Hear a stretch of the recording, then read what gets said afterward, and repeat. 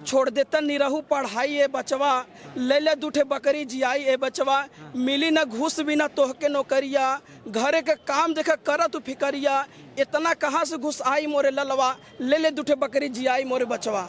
ये लोक सेवा आयोग का रोड है और यहाँ खुद लाइब्रेरी की जगह यहाँ बैठ कर के पढ़ाई कर रहे हैं। क्या नाम हुआ आपका? मेरा नाम है प्रदीप कुमार। सर प्रदीप, यहाँ कब से पढ़ाई कर रहे हैं बैठ करके? सर ये चल रहा है 3 जब से चल रहा है ये धरना प्रदर्शन, तब से बैठे हैं। अच्छा, ह्यूमैनिटीज़ के सब्जेक्ट में, मानवीय के सब्जेक्ट में आप जस्टिफाई नहीं कर पाएंगे कि तराइन का युद्ध ज़्यादा कठिन है या फिर पानीपत का तृतीय युद्ध कठिन है, तो हम कैसे जस्टिफाई कर लेंगे? ये मैथ और रीजनिंग और साइंस का क्वेश्चन नहीं है कि हम एक ही कॉन्सेप्ट पर कई सवाल आएंगे तो उसमें हम नॉर्मलाइजेशन करके हम उसको नॉर्मलाइज कर लेंगे। ये एक्चुअली यही है कि अपने भ्रष्टाचार को छुपाने के लिए सरकार ने एक नया तरीका खोजा है। और पूंजीपति लोगों के बच्चों के लिए सीटें आरक्षित करने के लिए नॉर्मलाइजेशन लाया गया। आम गरीब आवाम के बच्चे जो हैं, पता है हम कैसे ट्रांसपेरेंसी मान ले। अभी 5 महीने पहले इनका पीसीजे का 50 कापियाँ बदल दी गई। ये अध्यक्ष जी को सरकार तो बर्खास्त नहीं कर सकती, लेकिन राष्ट्रपति महोदय से हम विनम्र निवेदन कर रहे हैं कि इस अध्यक्ष जी को बर्खास्त करिए। और क्योंकि अगर ये बर्खास्त नहीं करेंगे, इनके शासनकाल में 1 साल में एक भी पेपर नहीं हुआ। नाम क्या? जब तक नहीं मानेंगे, जब तक 1 दिन 2 दिन आज तीसरा दिन अगर मुझे 30 दिन बैठना पड़ेगा तो यही बैठेंगे। लेकिन ये जो बैकडोर का धंधा है इसको हम चलने नहीं देंगे। क्यों? क्योंकि हम नॉर्मलाइज के 2-3 भर्ती, अभी वीडियो में मैं शिकार हुआ हूँ, 1-1 1.5 नंबर तो मैं खुद बाहर हुआ हूँ। मुझे पता है नॉर्मलाइजेशन क्या है ना। साथियों नमस्कार, मैं हूं रजनीश और आप जन आदर्श भारत देख रहे हैं। इस वक्त हम उत्तर प्रदेश के प्रयागराज में हैं और हमारे सामने देखिए ये उत्तर प्रदेश लोक सेवा आयोग प्रयागराज है और हमारे पीछे देख रहे हैं युवाओं का हुजूम लगा हुआ है और यहाँ प्रदर्शन चल रहा है। प्रदर्शन इस बात के लिए है कि जिस देश में 1 नेशन 1 इलेक्शन की बात करके पूरे दुनिया भर में सरकार अपनी पीठ थपथपाने में लगी थी, वहीं छात्रों ने अभी आंदोलन इसलिए किया है कि जब आप 1 नेशन 1 इलेक्शन कराने की बात करते हैं तो 1 डे 1 शिफ्ट में परीक्षा क्यों नहीं करा पा रहे हैं? क्यों 2 शिफ्ट में परीक्षा करा रहे हैं? प्रदेश के 45 जिलों में आप परीक्षा कराने की बात कर रहे हैं, आखिर 75 जिलों में परीक्षा क्यों नहीं करा रहे हैं? तो ये सब सारी चीज़ है। और जो है ये लोग आज धरना प्रदर्शन पर लगातार 3 दिनों से हैं और वो भी उत्तर प्रदेश लोक सेवा आयोग के ठीक गेट के सामने है, लेकिन आज तक कोई मिलने नहीं आया। अब देखिए छात्रों की स्थिति यह है कि पढ़ाई वढ़ाई भी करने के लिए सड़क पर बैठे हुए, आंदोलन भी सड़क पर हो रहा है और ये सड़क पर बैठ करके पढ़ाई लिखाई भी कर रहे हैं। देखिए ये लिखा हुआ है मेरी लाइब्रेरी लोक सेवा आयोग का रोड। ये लोक सेवा आयोग का रोड है और यहाँ खुद लाइब्रेरी की जगह यहाँ बैठ करके पढ़ाई कर रहे हैं। क्या नाम हुआ आपका? मेरा नाम है प्रदीप कुमार। सर प्रदीप, यहाँ कब से पढ़ाई कर रहे हैं बैठ करके? सर ये चल रहा है 3 जब से चल रहा है ये धरना प्रदर्शन, तब से बैठे हैं। अच्छा, तो यहाँ पढ़ाई करना है, आंदोलन करना है? सर दोनों करना है, दोनों जरूरी है। अच्छा। पढ़ाई नहीं करेंगे, पेपर करा लेंगे तो हम तैयारी नहीं करके फेल हो जाएंगे। अच्छा, हमें दोनों लड़ना है। अच्छा, ये आंदोलन करा रहे हैं, आपकी पढ़ाई बर्बाद हो जाए फिर आप फेल भी हो जाए, ये चाहते हैं? नहीं सर, क्या सर बात थोड़ा फिर रिपीट अगेन करिए, बात थोड़ा सा क्या कहें? नहीं, ये हम कह रहे हैं कि आपने कहा कि ये आंदोलन में सोच रहे हैं पढ़ाई बर्बाद हो जाए, इसलिए हम पढ़ाई तैयारी भी कर रहे हैं, आंदोलन भी कर रहे हैं। हाँ सर, ये दोनों हमें आंदोलन भी करना है, पढ़ाई भी करना है। अच्छा। हमें जो गलती नीतियाँ हैं उनके खिलाफ भी लड़ना है। हमारे महात्मा गांधी ने कहा हमें अहिंसा रूप से रह के ही हमें आंदोलन करना है। ये सरकार तो बार बार ये कहती रही, प्रधानमंत्री जी मंचों से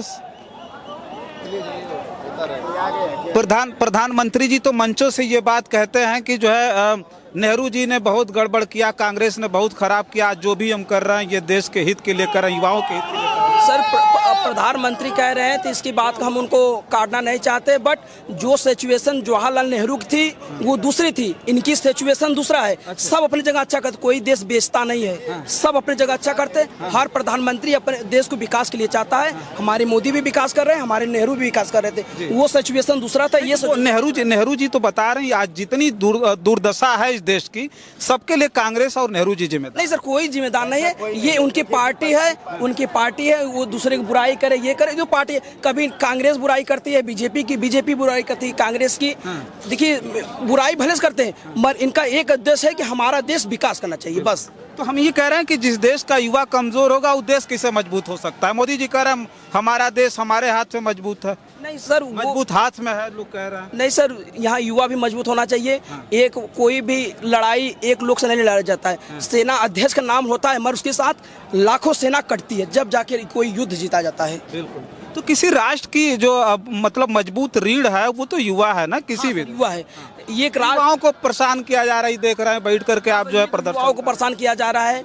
अब हमारे संजय सर जो सर्वत्र सर्वव्यापी सर्वमान्य है, हम उनके चरणों पे कोटि कोटि प्रणाम करना चाहते हैं। हम ये कहना चाहते हैं सर, आपको जब लग रहा है कि कॉलेज मानक पूरा नहीं कर रहा है तो कॉलेज की मान्यता रद्द कराइए। आप तो सर्वत्र सर्वव्यापी है, सर्वमान्य है, काहे नहीं उसका मान्यता रद्द कराइए। और जो 2 शिफ्ट की बात हो रही है, पुलिस के 2 शिफ्ट में पेपर हुआ था, नकल हुआ, निरस्त हुआ, तो क्या ये भी नकल है? ये भी नकल कराएंगे?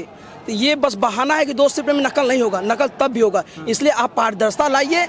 ये 1 शिफ्ट में पेपर वन कहा गया, एक बार वन डे वन शिफ्ट। हाँ, वही हमारा कहने का मतलब 1 डे 1 शिफ्ट एग्जाम होना चाहिए। मतलब अगर 2 शिफ्ट में परीक्षा होगी तो लगता है कि पूरी तरह से धांधली होगी। हाँ सर, धांधली होगी। अब वो क्या पैमाना निकालेंगे, नॉर्मलाइजेशन हमें कैसे करना है? नॉर्मलाइजेशन को लेकर के भी आप काफी ज्यादा परेशान हैं। तो इससे सब भ्रष्टाचार बढ़ेगा। अब जिसके पास पैसा होगा वो पैसा दे के आ जाएगा। हम निम्न क्वालिटी के आदमी हैं सर, अब हमें किराया तो हम दे ही नहीं पाते हैं, किराया तो हम दे ही नहीं पाते हैं। हम कैसे 15-20 लाख रुपया दें?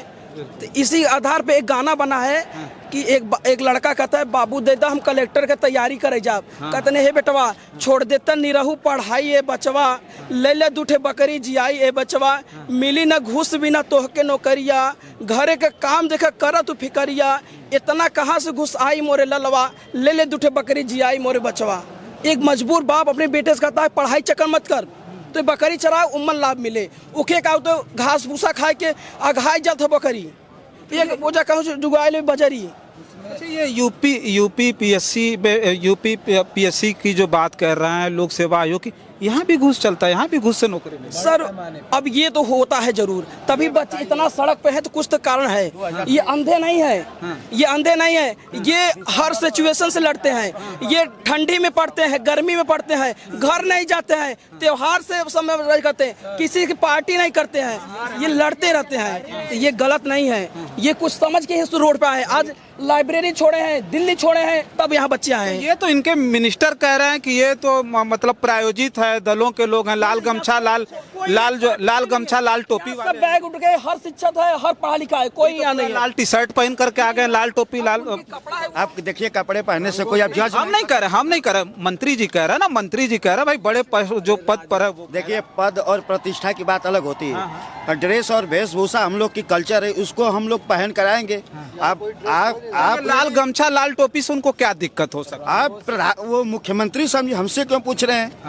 अगर उनके ही पर अगर मान लीजिए हम भगवा पहन, ये कह करके आप पर आक्षेप लगाया जा रहा है ना। आक्षेप वो अपने मन से लगा रहे हैं। अपनी कमियों को छिपाने के लिए रंगों से किसी को बांटा नहीं जा सकता। देश संवैधानिक संस्थाओं से चलती है। जब हम और देखिए मानविकी झंडा बना था उसमें 3 रंग था ना।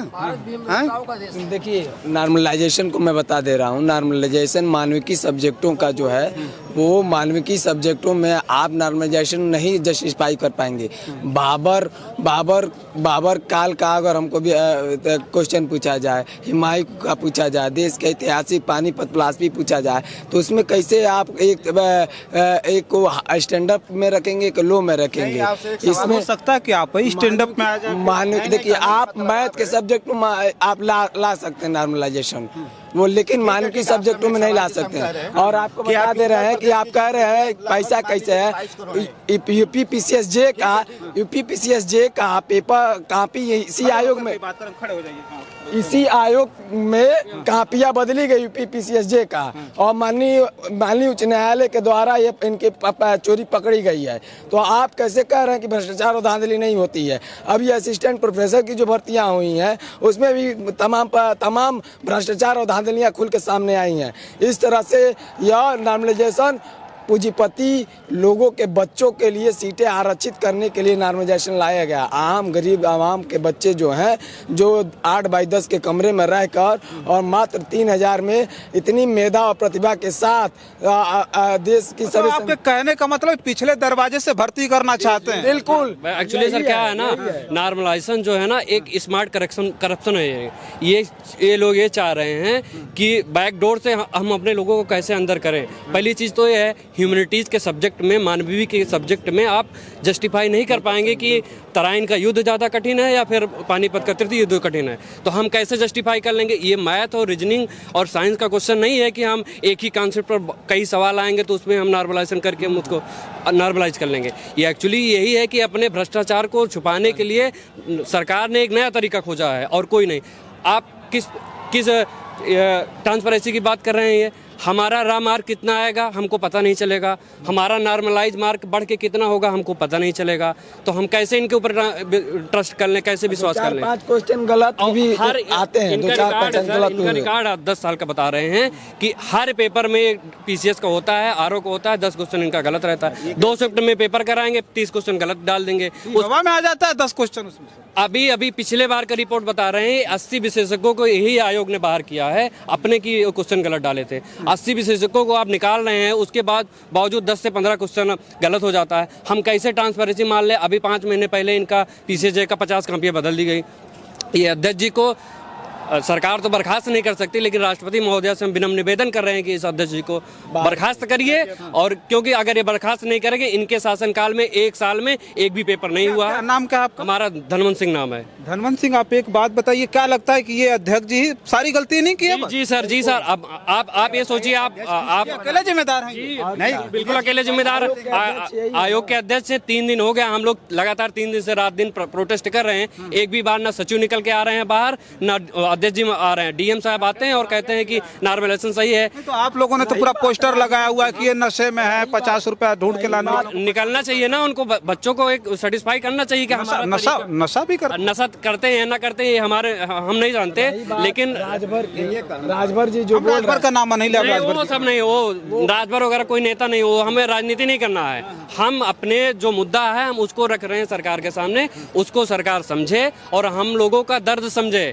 1 साल से कोई पेपर करा नहीं पा रहे हैं, आरओ का पेपर लीक हो गया, आरओ के पेपर लीक होने के बाद ये कह रहे हैं कि हम नॉर्मलाइज करेंगे। अरे भाई, जब माननीय सर्वोच्च न्यायालय का आदेश आया है कि आप एक खेल शुरू हो जाता है तो उस खेल में आप दोबारा उसके नियम नहीं बदल सकते हैं। अगर ये भी सोचिए कि कोर्ट की अवमानना हो रही, उनको मान नहीं रहे हैं, तो अब लगता है कि आपकी बात मान लेंगे? जब तक नहीं मानेंगे, जब तक 1 दिन 2 दिन आज तीसरा दिन अगर मुझे 30 दिन बैठना पड़ेगा तो यही बैठेंगे। लेकिन ये जो बैकडोर का धंधा है इसको हम चलने नहीं देंगे।